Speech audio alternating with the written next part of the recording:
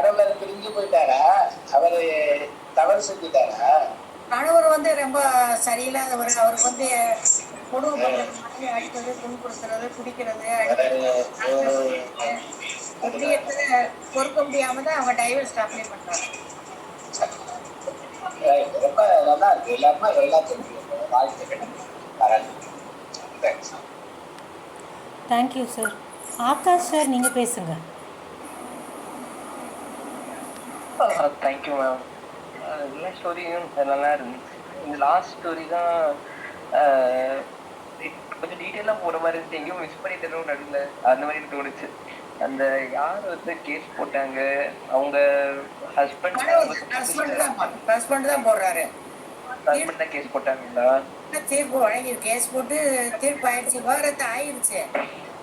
மனைவி முதல்ல மனைவி போட்டு தீர்ப்பு வழங்கிட்டாங்க, விவகாரத்து ஆயிடுச்சு. மேல்முறையீடு பண்றாரு கணவர். மேல்முறையீடு பண்ணதுதான் உச்ச நீதிமன்றத்துல ஒரு வழக்காடுறாரு சொல்றாரு. சரி, இது என்ன ஸ்டோரி? எந்த கதை பேர் இருக்கு? எங்கேயாவது ஒரு தீர்ப்பு முழுமையானது. ஒரு தீர்ப்பு முழுமையானது. Okay okay ma'am. Thank you ma'am. உங்க ஸ்டோரி ரிசைட்டிங் ரொம்ப நல்லா இருந்துச்சு. அது கேட்டு இது நான் காலில் வந்துட்டு கட் பண்ணிட்டு இதில் கால் பேசிட்டு நான் இந்த ரிவ்யூ நான் கேட்டு வரேன் அப்படி சொல்லிட்டு தான் வந்தேன் நான். அதனால அவர் நல்லா பேசுங்க. Thank you so much.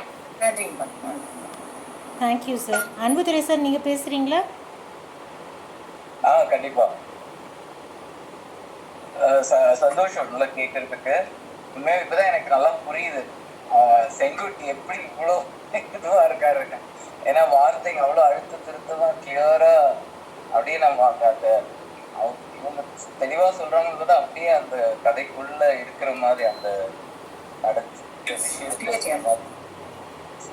உண்மையாவே செங்குட்டை நான் இன்னைக்கு ஒரு புது பார்வையில பாக்குறேன். நான் இப்ப கூட உண்மையாவே கேட்க முடிஞ்சது. அப்பதான் எனக்கு நல்லா புரிஞ்சுது ப்ரோ அந்த பவர் இருக்குல்ல சொல்றதுக்கு. ரொம்ப சந்தோஷம். அடிக்கடி கதை சொல்லிட்டே இருங்க. ஆகாஷ் சொன்ன மாதிரி நம்ம அப்பப்போ வந்து கேட்கலாம். அது நான் வந்து அவ்வளோவா தமிழ்ல படிக்க மாட்டேன். ஸோ அதனால செவி வழியா கேட்டுக்கலாம்.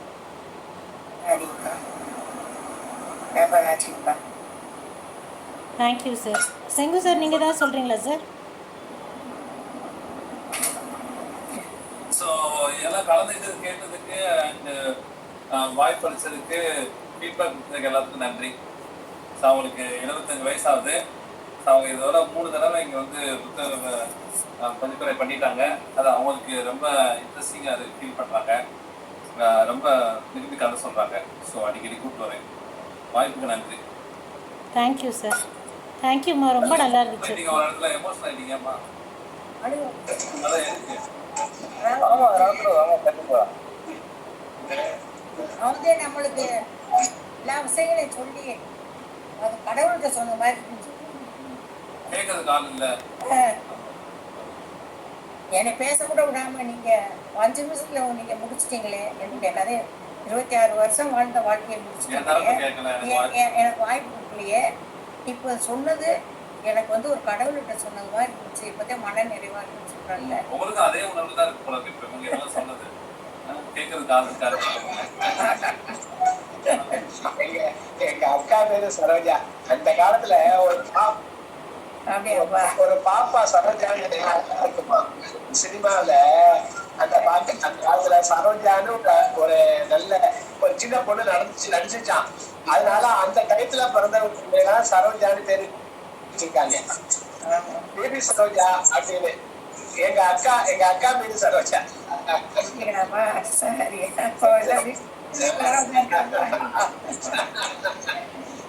சரி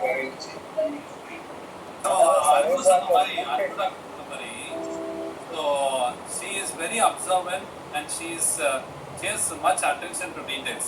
நீங்க கதையில பாத்தீங்கன்னா தெரியும் அவ்வளோ டீட்டெயிலாக சொல்லுவாங்க. ஐ திங்க் அந்த குவாலிட்டியெல்லாம் எனக்கு எங்கள் அம்மா கிட்ட தான் வந்துட்டு.